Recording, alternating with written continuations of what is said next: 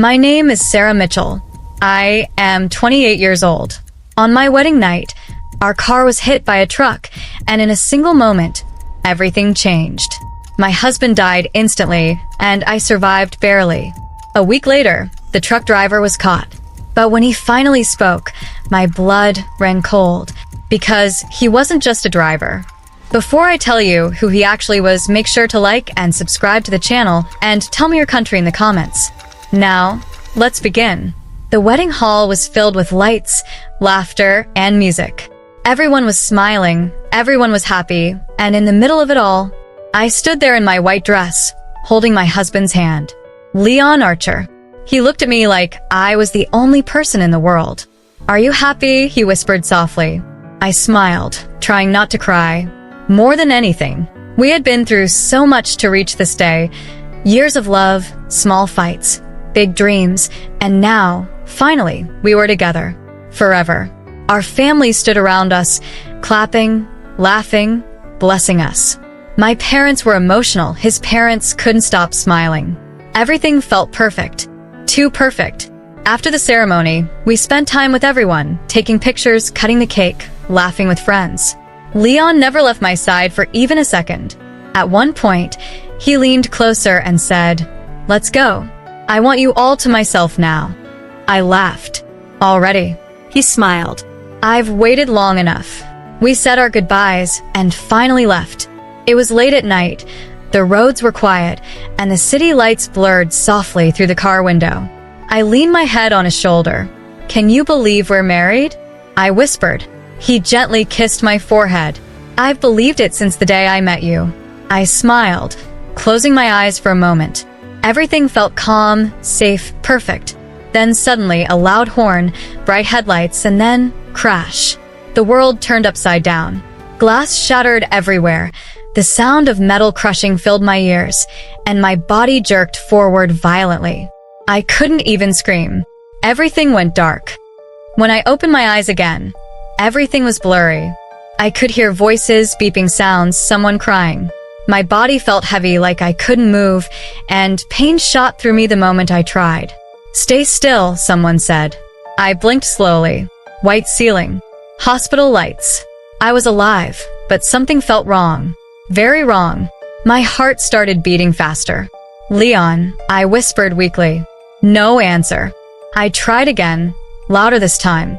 "Leon, where is he?" No one answered. I saw my mother standing in the corner, crying.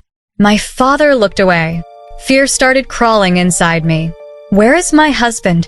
I asked again, my voice shaking. Silence. Tears filled my eyes. "Tell me, please." My mother walked closer, holding my hand tightly. Her hands were shaking. And that's when I knew. Before she even said a word, I knew. Her voice broke. He didn't make it. My world stopped. "No," I whispered. "No, no, no." Tears started falling uncontrollably. This isn't real. This can't be real. But it was. Leon was gone. Just like that. On our wedding night, I cried until my body couldn't take it anymore. My chest hurt, my head spun, but nothing compared to the pain in my heart. Days passed, then more days, but nothing changed. The hospital room felt like a prison. My body slowly started healing, but inside, I was completely broken. Everywhere I looked, I saw him. Every memory, every smile, every word, gone. People came to visit, family, relatives, friends. They all said the same thing. It was an accident, be strong. Time will heal everything. But no one understood. No one felt what I felt. 1 week later, everything changed. The police came. They said they had caught the truck driver, the man who destroyed my life. My heart started racing. I didn't know what I felt, anger, fear, or something darker. All I knew was I needed to know why. Why did this happen? Why us? The officer looked at me seriously and said, "We're still investigating, but this might not be as simple as it looks." I frowned. "What do you mean?" He didn't answer directly. "Just be ready. We'll update you soon." And as they walked away for the first time since the accident, a strange feeling crept into my heart. Something wasn't right. This didn't feel like just an accident. And deep down, I knew The truth was going to be much worse. The next day, the police came back. Two officers stood near my bed, their faces serious as one of them said, "The driver is in custody. We're questioning him." My heart started beating faster. "Can I see him?" I asked. They looked at each other before the other officer replied, "Not yet. He's not cooperating." Not cooperating? Anger slowly started building inside me. Because of him, my husband was dead. Because of him, my life was destroyed. And he wasn't even talking? What do you mean he's not cooperating? I asked, my voice shaking. The officer sighed. "We're trying to get answers. But he's stubborn." That night, I couldn't sleep. My mind kept replaying everything again and again. The crash, the sound, Leon's face. I clenched my fists tightly. "I need to know," I whispered to myself. The next morning, things changed. The police called my father and Leon's father and told us to come. The driver was ready to talk. I was still weak, but I insisted on going. They took me in a wheelchair, and we reached the police station. The air felt heavy cold. They opened the door to the investigation room, and I saw him, the truck driver. He was sitting on a metal chair, his face badly bruised, lips cut, fresh wounds on his arms. He looked like he had been beaten badly. Two officers stood behind him, watching, waiting. But when his eyes met mine, something felt wrong. There was no regret in them, no guilt, just fear. "Start talking," one of the officers said coldly. The man stayed silent. One officer stepped forward and grabbed his collar. "Because of you, an innocent man is dead," he shouted. "Speak." The driver winced in pain. I already told you," he mumbled. "Then say it again," the officer yelled. My hands were shaking. I could barely breathe. I just kept staring at him, waiting, needing answers. Finally, he spoke. But what he said changed everything.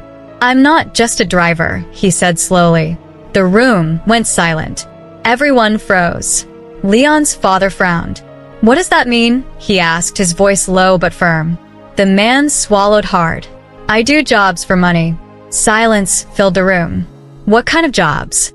Leon's father asked, calm, but with anger underneath. The man hesitated, then said it. "I kill people." My heart dropped. The room froze. My father stepped back slightly. I felt like I couldn't breathe. Leon's father's expression hardened as he stared at the man for a few seconds, then asked slowly, "Are you saying this was planned?" The man nodded weakly. "Yes." Tears filled my eyes. "No," I whispered. "No, this can't be. I was given instructions," the man continued. "The car, the route, the timing." Each word felt like a knife. "This wasn't random," Leon's father said quietly. It wasn't a question. It was a realization. The officer stepped forward. "Who hired you?" he asked firmly. "Tell us the name." The room went silent again. Waiting.